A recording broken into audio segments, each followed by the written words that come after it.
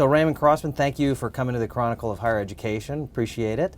And I want to talk to you a little bit about this group that you were involved in founding a number of years ago, the LGBTQ Presidents in Higher Education. Tell us a little bit about how that came about and where things have gone since it was formed. We're a couple years old, and thanks for having me here. Sure. The organization actually started in the hallways of ACE, sort of, hey, you might be gay too, you know, those kind of conversations between presidents. Chuck Middleton came into office at Roosevelt University in 2002. I came into office in 2003.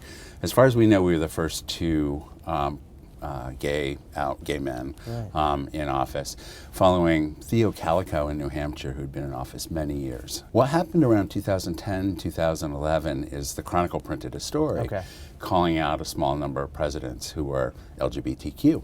After these hallway conversations, after the Chronicle story, Chuck and I decided that we had a critical mass of people to pull together as an organization. By critical mass, I mean the first meeting was 9 presidents out of the 4,000 plus presidents in the country who came together, and we wanted to see what we could do to support each other as leaders, and we wanted to see what we could do to advocate for LGBTQ people being better considered as leaders and advance them to the presidency and other levels of leadership. Now, I think there were, the last we reported on, I think there were about 30 members, if you will. Has that number moved much? Yeah, we're closer to 40 now. Okay. All yeah, right. so we are inching up. Okay. When you hear about, do you ever talk to presidents who know about the group, are gay, but are reluctant to talk openly about their orientation? And what's the types of explanations do you hear? We don't hear that. Now, I remember hearing that when I first came into office in 2003, talking to some folks in that category. But there's really been a cultural shift, even though that isn't fully reflected in the hiring of presidents, since we're still at low levels, a cultural shift in paying attention to LGBTQ issues and people being able to be out, and you see it in the huge change that's come in acceptance of marriage, just in a couple of past years. Are presidents right to be concerned about job prospects if they are open about their orientations, or do you think that that's a myth? I think it's a myth. I think it's a factor in your person that is considered. When presidents are interviewed, or potential presidents are being interviewed, your whole person is examined, your spouse comes with you. Some communities are comfortable with that, some communities are not. The big myth is that we can't fundraise.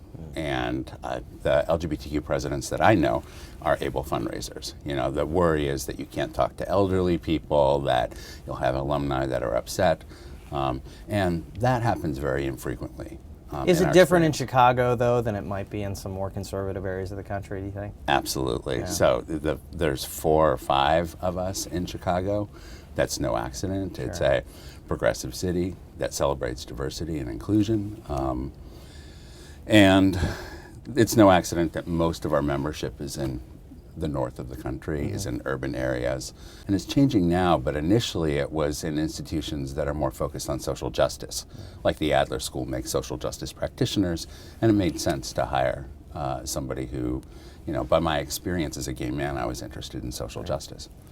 We obviously have no shortage, tragically, of stories of students having difficulty on college campuses being gay. Obviously, the Tyler Clementi story being, one of the more tragic that anyone's ever heard. And then years later, at the same institution at Rutgers, we had a basketball coach there caught on tape using gay slurs with students. Where do you think we are relative to students being openly gay on campus and the reception they receive? I think that we're in the middle of a big process as a country on this. The same place that we are as regards sexism and racism is the same place that we are in terms of heterosexism. Racism is, sexism is, heterosexism is, and we're working it through in different ways. It's becoming less acceptable to do straight out discrimination, as was true for race and sex. And now sexual identity. That happens first by laws, and then people change. That's been the sequence with a lot of different issues. And so I think we'll see the continued progress. I mean, we're in the middle of a process right now, I believe. I want to ask more broadly beyond sexual orientation and just about privacy. Do you think boards are too concerned about the love lives of college presidents? I mean, we just recently had a story at Alabama State where a president was hired there, Gwendolyn Boyd. I don't know if you saw this story. There's something in her contract that says you can't cohabitate with someone you're having a romantic relationship with in the president's house. Are these types of questions that are fair game for boards to ask, or is that discriminatory? I think that when you're in this type of role, you bring your whole person. That's part of your leadership. I think up to a point, it's all fair game for a board. My perspective, for what it's worth, is that's going too far. But there's a reason that we interview presidential spouses. They have a role on the campus. It's important not just what outcomes an institution achieves, but how those outcomes are achieved. And that's a function of the personal leadership that you bring to the role. So I think up to a point, it's fair game. Yeah, okay. All right, well, look, I appreciate you discussing this with us, and thank you for visiting the Chronicle. Thank you much. All right.